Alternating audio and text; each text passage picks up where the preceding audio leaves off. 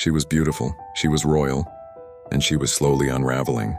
Empress Elizabeth of Austria, known as Sisi, was married to Emperor Franz Joseph III, the most powerful man in the Habsburg Empire.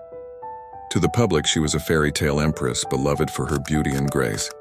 But behind palace doors, Sisi was trapped and spiraling into darkness. She married at just 16. Her husband was kind, but his mother, Archduchess Sophie, despised her. Sophie took control of Sisi's children, mocked her intelligence, and criticized her constantly. Sisi was silenced, powerless in a gilded cage. So she took control of the only thing she could, her body. Sisi became obsessed with staying thin. She ate almost nothing, just milk and oranges, and weighed herself 3 times a day. She measured her waist constantly, keeping it under 20 inches. Her hair reached down to her ankles and took 3 hours a day to brush. Servants weren't allowed to speak while grooming her. She demanded silence. As the years went on, her mental state worsened. She wore black every day after the suicide of her son, Crown Prince Rudolph, in 1889. She believed she was cursed, haunted by death.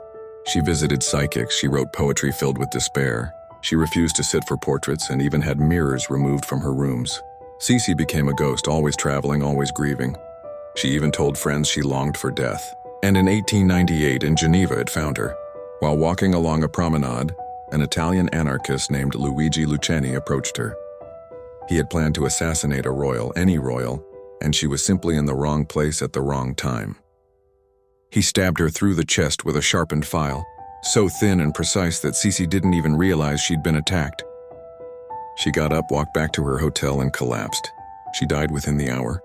The world mourned the death of an empress, but in her diary, Sisi had already written that she hoped for this end. "She who fears death has never loved life," she once wrote.